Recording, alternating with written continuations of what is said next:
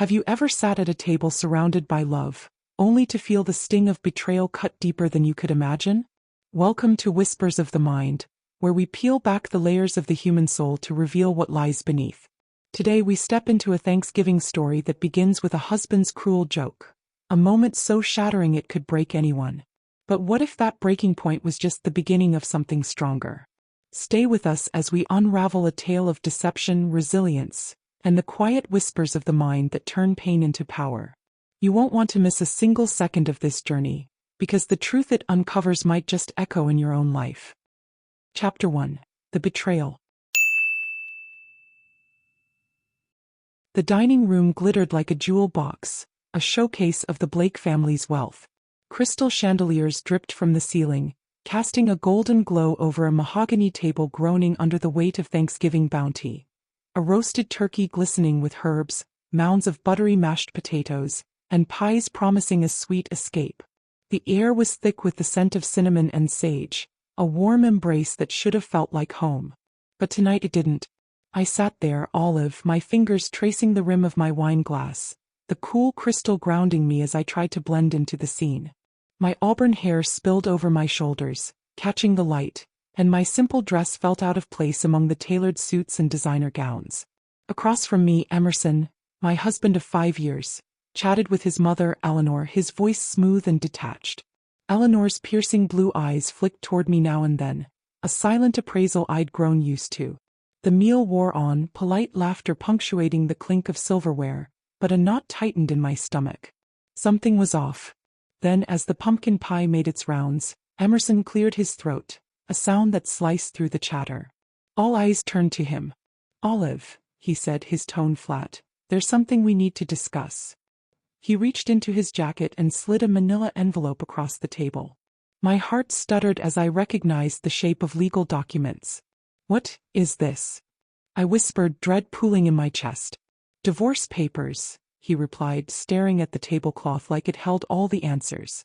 "I thought it would be better this way, with family present." The room went silent, the kind of quiet that presses against your eardrums. I looked around, my gaze snagging on the faces of Emerson's family. His mother, his sister Cora, his aunts and uncles. Some watched with curiosity, others with a smirk they didn't bother to hide. Cora swirled her wine, her lips curling. "Well, this is awkward," she said, her voice dripping with mock pity. My hand shook as I touched the envelope, the paper cold and unforgiving. "You're serving me divorce papers now?" I asked, disbelief cracking my voice. Eleanor leaned forward, her smile sharp as a blade. "Darling Olive, we thought it would be easier this way. Family support, you see." Cora's laugh cut through the air, sharp and cruel. "Maybe now she'll realize, art isn't a career." The laughter spread, each chuckle a splinter under my skin. 5 years of enduring their jabs, their subtle digs about my passion for art restoration crashed down on me. I was drowning in humiliation, but beneath it, a spark flickered, refusing to die. Question: have you ever been blindsided by someone you trusted? How did you pick yourself up from that moment?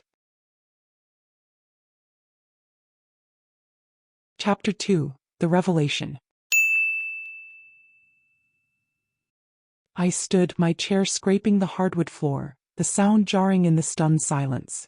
Blood dripped from my hand, sliced by the envelope's edge, staining Eleanor's pristine white tablecloth. A crimson mark of my unraveling life. But I wasn't unraveling. Not yet. "You're right, Eleanor," I said, my voice steady despite the storm inside. "I don't belong in this family, which is why you'll be the ones leaving." A fork clattered against a plate, the tiny sound booming in the hush. Eleanor's eyes narrowed.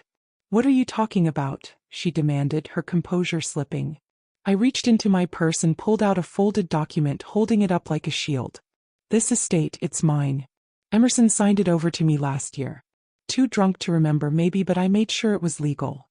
Emerson's face went white, his mouth opening and closing like a fish out of water. "That's not possible," he stammered.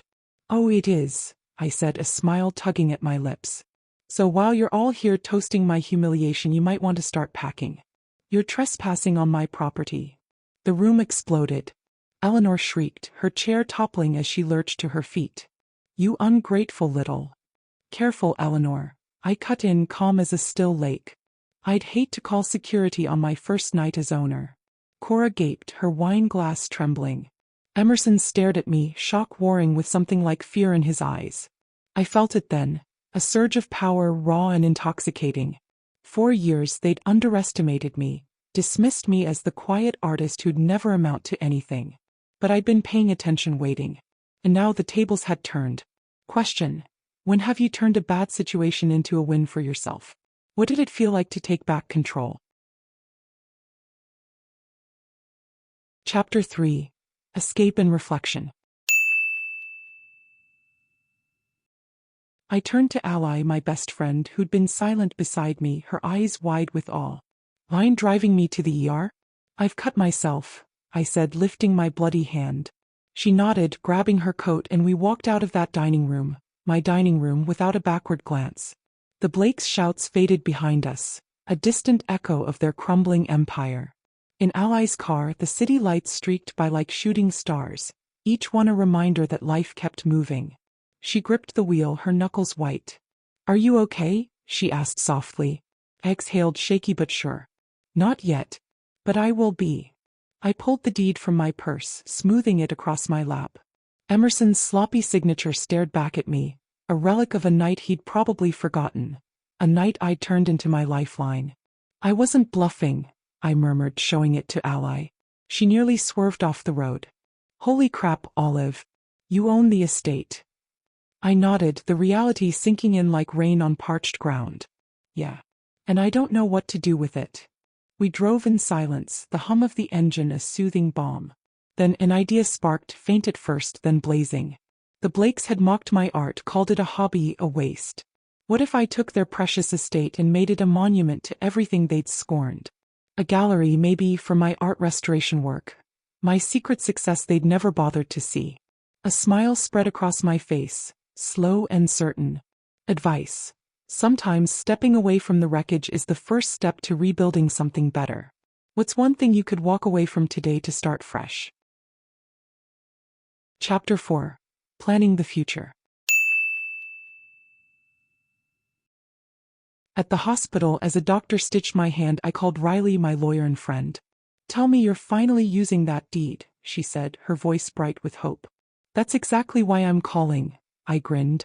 By the time I left, she'd scheduled a meeting for the next morning to map out the legal steps. Back at Ally's apartment, I sank into her couch, ignoring the flood of texts lighting up my phone. Emerson's pleas, Eleanor's threats, Cora's venom. Ally handed me a glass of wine, her eyes curious. "So, what's the plan?" I took a sip, the warmth loosening the knot in my chest. They always saw me as a failure because I loved art. But they never looked deeper. I flipped my phone to show her a sleek website. My art restoration business, complete with glowing client reviews and a portfolio of restored masterpieces. Ally's jaw dropped. "Olive, what the hell is this?" "My business," I said, pride swelling. "I built it quietly and it's thriving. More than they could ever imagine." She whistled. "They're gonna flip when they find out." "Good," I said, smirking. "Because I'm just getting started." The estate wasn't just a house anymore. It was a canvas, a chance to paint my future in bold, unapologetic strokes. Question: what dream have you kept hidden? What's one small step you could take today to bring it to life? Chapter 5: Confrontation. The next morning, as I prepped for my meeting with Riley, a sharp knock rattled Ally's door. I didn't need to guess who it was. Emerson stood there, disheveled, shirt wrinkled, tie askew, dark circles under his eyes. He looked like a man who'd lost more than sleep. "Olive, we need to talk," he said, his voice tight. I crossed my arms, leaning against the doorframe. "What do you want?"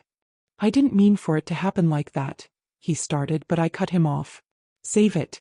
You chose your moment and now you live with it." "But the estate, you can't just take it," he protested, desperation creeping in. "I didn't take it. You gave it to me. Too drunk to remember, right? It's legal, Emerson." "Done." His face flushed. "That was a mistake." "Maybe. But it's mine now." I straightened, my resolve ironclad. "I've got a meeting. Goodbye." I shut the door, his muffled protests fading as I turned away. He'd thought he could break me, but all he'd done was set me free. Advice: standing up for yourself isn't easy, but it's the foundation of your worth. Who do you need to say no to today? Chapter 6. Transformation. The next few months were a whirlwind. With Riley's help, I fended off the Blakes' legal tantrums. Every loophole they tried, we closed. The estate was mine, and I poured myself into making it something new. Contractors swarmed the mansion, stripping away its old money pretension and turning it into a gallery that blended history with hope.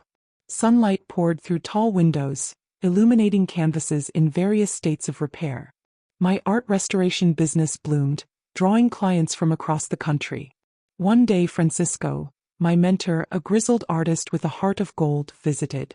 His studio had been my refuge for years, and now I was building my own. "So you finally told him to shove it," he chuckled, eyeing a half-restored painting.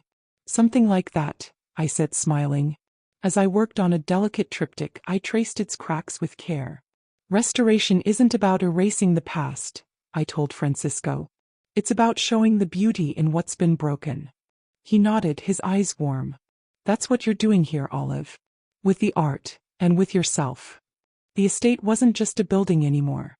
It was proof that from ruin something extraordinary could rise. Question: how do you find joy in fixing what's broken, whether it's a thing or a piece of yourself?